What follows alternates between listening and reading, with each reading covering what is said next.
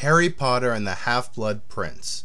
I know a lot of you guys enjoy this new format of reviews with the pictures to help illustrate my points, but you won't be getting pictures with this one. Sorry, but my computer doesn't need a lot of downloading right now. So before I talk about the movie, let me address what I'm sure you probably have on your mind right now. Have I read the books, and am I a fan? Well, A, I've only read 2 of them in school, and I checked out the other 5 on Wikipedia. And B, I really enjoy the stories, but I did not spend my time watching this movie repeatedly asking, why didn't they put blah blah blah from the book into this? So what did I think? Well, it's not my favorite of the film series, but it's definitely a close second to Order of the Phoenix.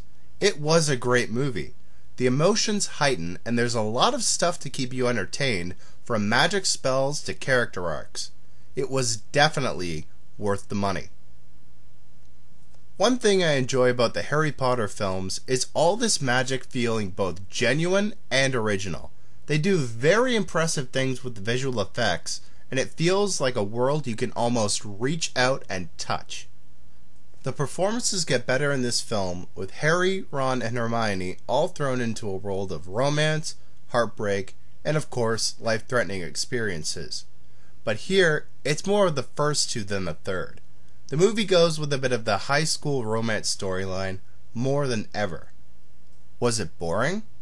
No. Actually, it was well done. For fictional wizards, these kids feel like real teenagers. But seriously, this was not a subplot. This was half a plot. I'm not saying it doesn't go anywhere, but it's almost as if it's hogging the audience away from all the suspense and fear. Now let's look at a particular performance. Dumbledore. After J.K. Rowling revealed the famous wizard's big secret, I was a little worried. And no, I was not upset that he was gay. Dumbledore's a fictional character. The author can make him whatever she wants. The thing I was worried about was how Sir Michael Gambon was going to act in this movie. I didn't expect him to come out of the closet like a totally different person. I was just hoping that he would keep the character consistent with the rest of the movies. Well, he did me proud. It feels like the same wizard as the other films, and it's definitely his best performance as Dumbledore yet. I didn't even mind that they put a little inside joke to it in the beginning. But like I said, the story really needed more attention. For instance, in the beginning there's a scene of Voldemort's minions attacking a Muggle bridge. That went nowhere. It's not like there was a big issue about the wizard world being finally exposed to us. There's even some characters, new and old, that lack a purpose in this movie. Remus Lupin's brought back from the last film in one scene. Why?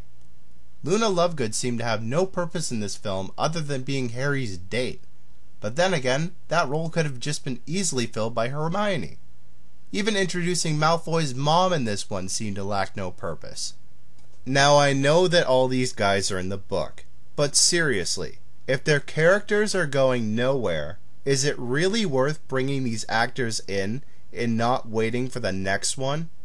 The reason I said this movie's a close second to The Order of the Phoenix is because where that movie had a better story, this movie has better emotion.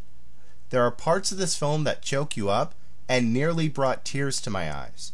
Draco Malfoy was great in this movie. The guy's still arrogant, but by the end of the film, you have to feel sorry for him. Now to address the final flaw.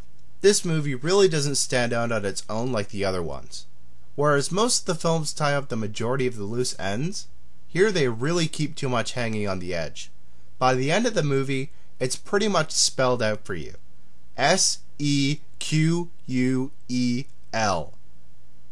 My rating for Harry Potter and the Half-Blood Prince is a 6.5 out of 10, but it's scratching at a 7.